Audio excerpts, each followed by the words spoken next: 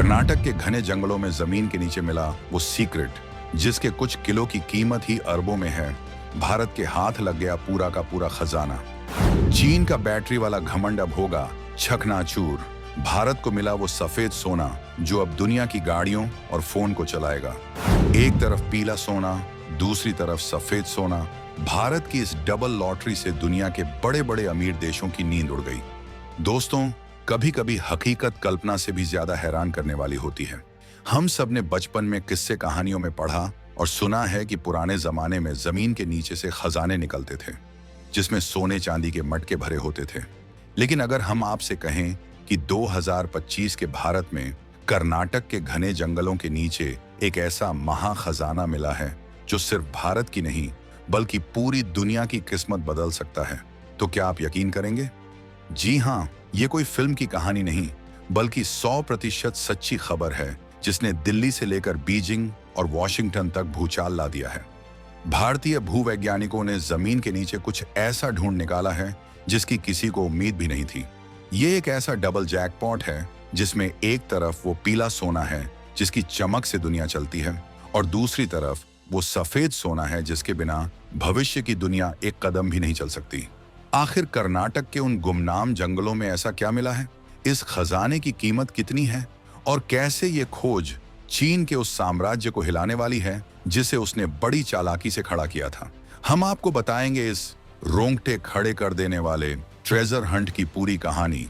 तो बने रहिएगा वीडियो पर अंत तक, और इस राष्ट्रीय गौरव के पल पर आपके जो भी विचार हों कमेंट में लिखकर जरूर बताइएगा।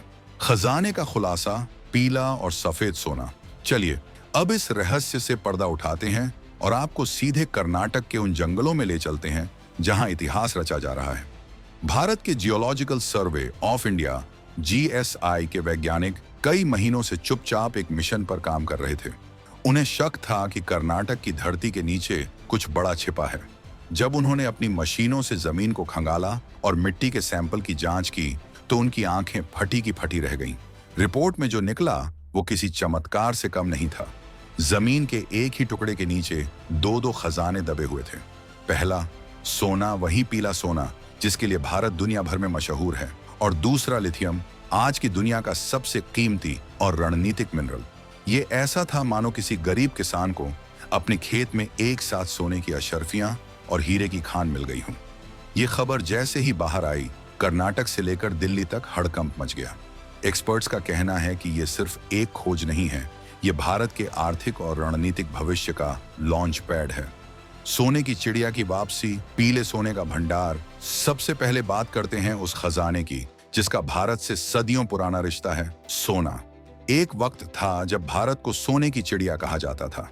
हमारे मंदिरों में, हमारे घरों में, हमारी संस्कृति में सोना रचा बसा है। लेकिन आज हकीकत ये है कि हम अपनी जरूरत का ज्यादातर सोना विदेश से खरीदते हैं, जिसके लिए हमें हर साल अरबों डॉलर खर्च करने पड़ते हैं। लेकिन अब शायद ये कहानी बदलने वाली है। कर्नाटक में सोने का ये नया भंडार इतना बड़ा हो सकता है कि ये भारत की सोने की भूख को काफी हद तक शांत कर दे। इसका मतलब समझिए, सोने का आयात कम होगा। हमें विदेश से सोना नहीं खरीदना पड़ेगा, जिससे हमारे अरबों डॉलर बचेंगे। रुपया मजबूत होगा। जब डॉलर देश से बाहर कम जाएगा तो रुपए की कीमत अपने आप बढ़ जाएगी। RBI का खजाना भरेगा। भारतीय रिजर्व बैंक का गोल्ड रिजर्व बढ़ेगा, जो किसी भी देश की अर्थव्यवस्था की सबसे बड़ी ताकत होती है। ये खोज भारत को उस दौर में वापस ले जा सकती है जब दुनिया हमारी दौलत की मिसाल देती थी। कर्नाटक की धरती अब सचमुच सोना उगलने को तैयार है। असली जैकपॉट, सफेद सोने यानी लिथियम की सुनामी।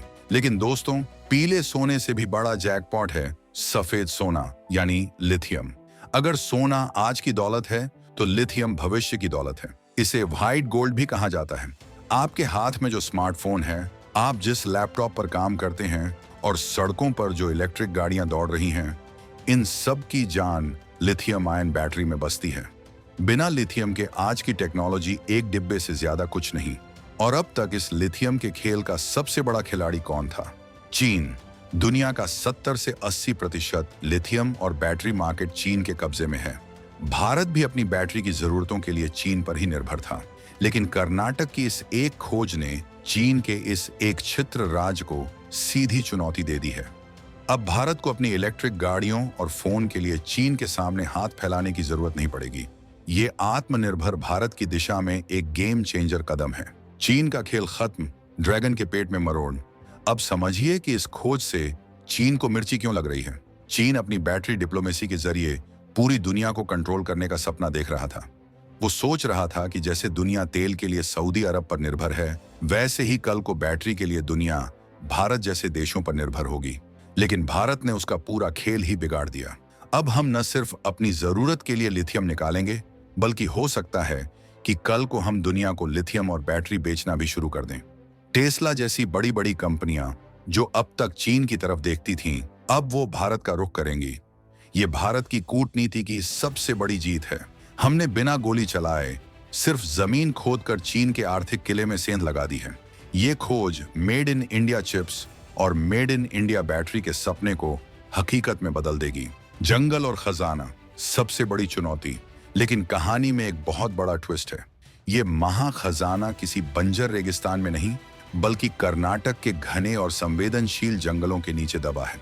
अब सरकार के सामने एक बहुत बड़ी दुविधा खड़ी हो गई है। एक तरफ देश की किस्मत बदलने वाला अरबों खरबों का खजाना है, और दूसरी तरफ हमारे जंगल हैं जो लाखों जीव जंतुओं का घर हैं और पर्यावरण के लिए जरूरी हैं। खबर यह है कि माइनिंग कंपनियों की तरफ से सरकार पर भारी दबाव बनाया जा रहा है कि वो जल्दी से जल्दी इन जंगलों में खुदाई करने की इजाजत दे। लेकिन पर्यावरणविद और स्थानीय लोग इसका विरोध कर रहे हैं।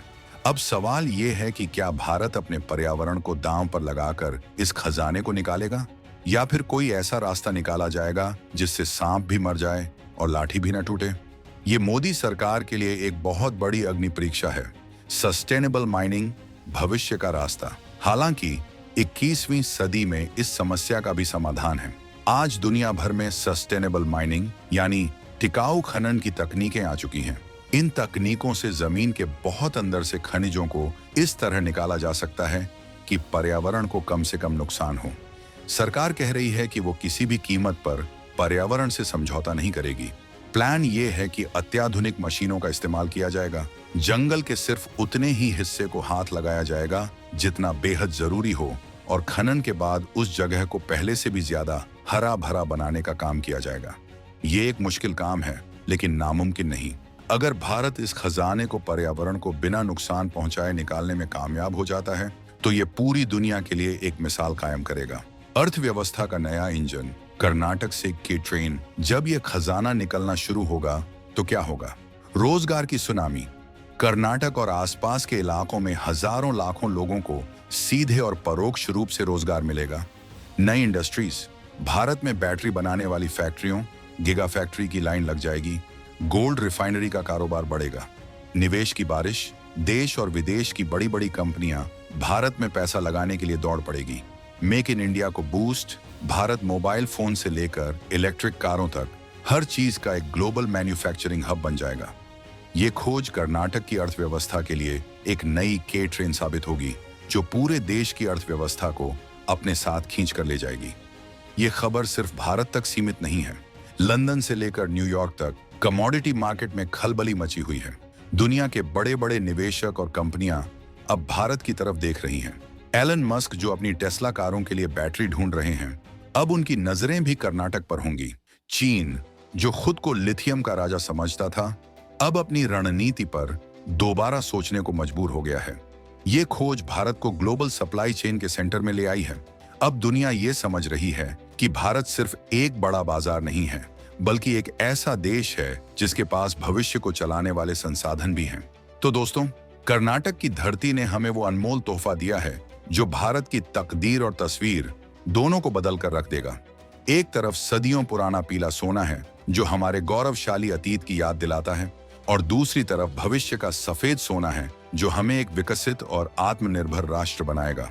चुनौती बड़ी है, खासकर पर्यावरण को बचाने की, लेकिन अगर हमने इस चुनौती को पार कर लिया तो भारत को दुनिया की महाशक्ति बनने से कोई नहीं रोक सकता। सोने की चिड़िया का खिताब हमसे छीन लिया गया था, लेकिन अब ऐसा लगता है कि प्रकृति खुद वो खिताब हमें लौटाने आई है, एक नए और ज्यादा शक्तिशाली रूप में।